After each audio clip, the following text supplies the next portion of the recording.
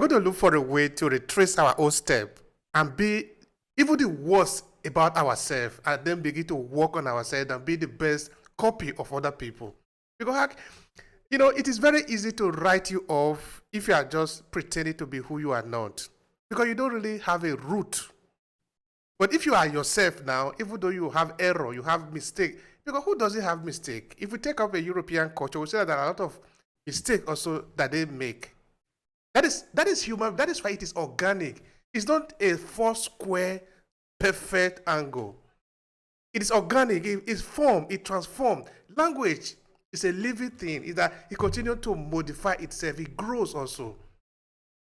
So we must accept ourselves the way we are and be ready to modify and be ready to change, adapt to change. Change. There is nothing you can do about it. It happens.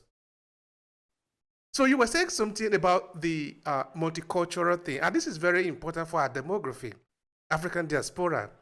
I would like you to say something more about that. Do you see any danger?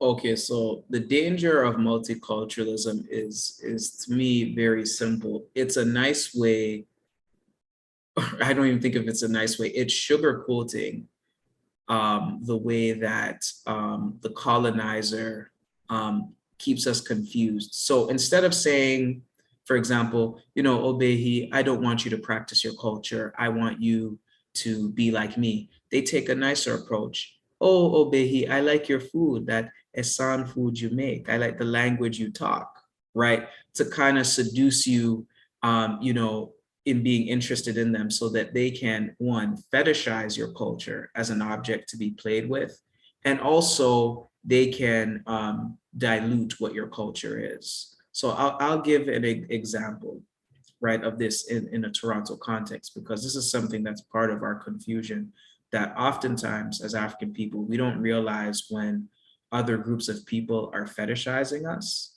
So let's say, like, there was a mayor of Toronto, Rob Ford, the crack mayor, Rob Ford, of Toronto. And a lot of African people would think he was a good mayor because he attempted to speak Jamaican. And they get all excited. I like Rob Ford, I like him. All this kiki about Rob Ford. Meanwhile, he mocks Black people. He does explicitly, anti-Black policies, as to be expected from Canada. But we'll praise him and hype him up and all this foolishness, right? So you think that that's good. You don't recognize the fetishism part, that he's really making a joke of you. So there's the other part, that fetishism mockery part. But then there's the second thing, and you mentioned about protectionism. One of the stupid things that happens with African people, that happens, I'm just giving Toronto as an example, because I'm sure this is all over, I'm sure, but I'm just, again, speaking it in some of my experiences with in Toronto. There's the Caravana Festival. I know it goes by a different name now, but it's one of the probably the most famous Caribbean festival, arguably, right?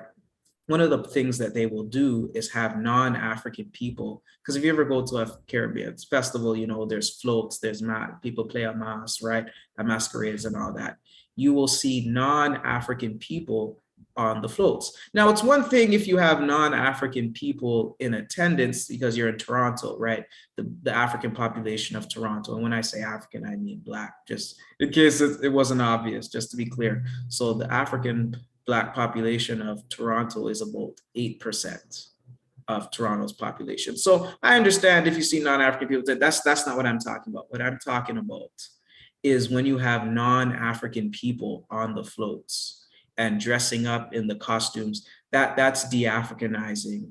It takes away from the meaning of carnivals, which is really the carnival tradition, at least in the Caribbean context, was us celebrating, one, being African, and two, celebrating being emancipated from enslavement, right? So why would you have, especially members of the race, of the group of people who were doing the enslavement, on the float?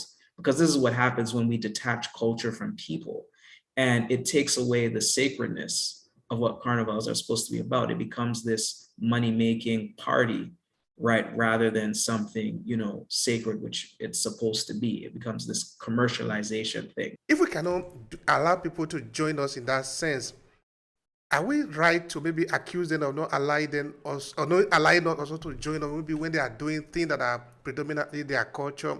I'm trying to see where we draw the line there, that this is what we have to do, this we cannot do. I think it depends on the sacredness of what it is you're talking about. So, for example, like I was talking about with Carnival, like I know, like I said, when you're in Toronto, right? 8% of the population is African. You're going to see many different groups of people in attendance at the carnival. It's a big carnival, right? Carabana's big event. That's unavoidable. That's not really a concern for me so much. But in terms of the people playing masquerades, because again, we get that from Africa, right? In the Caribbean, right? The masquerade. So you see what I did there, right? When you're talking about people on the floats, on the centerpieces of the festival, there should not be any person who's not African, of African background on there, because that's not that's not who it's for. It's silly. It's really silly. And I think because there are sometimes our people want to be involved in certain European things that we have no business in either. But the reason why we seek to be in those things is one of two things. One, the cultural confusion I talked about earlier, or two, certain monetary things.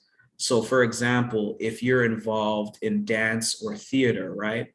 A lot of, if you want to get access to certain grants and certain funding, right? There are certain dance categories, certain theater categories, right? So sometimes we have to pretend like, okay, we got to do ballet. I want to do ballet because, it's ideal, but the only reason why it's considered ideal is because there's certain economic supports for ballet in that environment. So there's an economic aspect to it. You see? So that's what usually happens with our people. We're usually caught up in the economics of the industry, or it's cultural confusion, or sometimes just both those factors, but it's primarily that.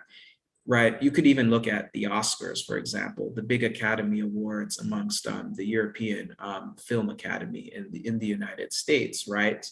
The reason why there's such a big deal about whether African people, Black people are in the Oscars is because it's expected that once you get an Oscar, you should be getting a certain level of promotion within the industry, right, of acting, that type of thing. Right. But then again, it goes back to, well, who controls that industry, right? So that gets into us, that question, this gets into the Garvey. This is where Garvey comes out, the importance of having our own institutions, right? So I think that's a question. So when you're talking about having your own institutions, it necessitates protectionism. So so in terms of drawing that line back more to your question, it depends on how sacred is this thing you're talking about. And that will differ from person to person, mind Yeah, you. and also I'm from giving my opinion, yeah, and you know. from group to group too. Depends. Yeah. Right. Right. It depends. Like I said, I told you, I said, I know some people, it can rub people the wrong way. So I appreciate you allowing me to kind of give further context. Cause like I said, it really depends on the politics, right? Like I said, I'm very much, influenced by Marcus Garvey. So I understand the importance of us having, our own institutions. And I'll give it a comparative example. Remember what I said about Caravana? I remember one time when I was working, and I was working at a water park. I don't know, it was like a water theme park where I was working, and that water park was hosting India Day because there's a large, Indian community in the area of Toronto that I'm in, right? Or that I was in because I'm not living there anymore. But what was interesting when I went to the Indian events, they don't have that problem of non-Indians participating, right? Like you would see at Caravana in terms of in the centerpiece of the festival or the event. Like, for example, my issue with Caravana is you'll have some photographers, the women they're taking pictures of aren't African women. So you're going for Caravana, but yet as a photographer, you're taking pictures of women who aren't even African. Caravana is about Caribbean people. That doesn't make no sense, right? So we have to start asking those kind of questions, right? And that's where I think what the multiculturalism does, it starts to make us we're not clear, because your point, remember what you asked me about, where do you draw the line? I think when we don't have a clear sense of what is sacred to us, And in terms of each thing that we do, the degrees of sacredness, that's what makes it hard to draw that line. But I think when we're clear on how sacred something is or should be, we're very clear on where those lines should be. Like I was able to very clearly demarcate to you how I want to do it to, sort it out, how I want to cut it up. Right. I'm like, nope, no here, no there. I'm very good when it comes to boundaries. And because I understand, what I don't understand terms. Right. And I understand being African as being sacred as an That, African that person. that's very important. That's very important. We must be able to know what is sacred and what is open. Because I want to believe that even among the European, among the white people, they want to call themselves, I don't really know if we can say people are white or black as it were, but it's okay for the purpose of simplicity. Among the white people, there are some sacred events that other people are not invited to. Yes, if we look very well, we will see that of course, there are open events, there are open cultures, no, but there are sacred cultures. Yeah. So it is not left for us to be able to know what we want and be able to negotiate and say, okay, yes, this you are all welcome. This you are welcome to this point, but after this Right. point, you cannot go there.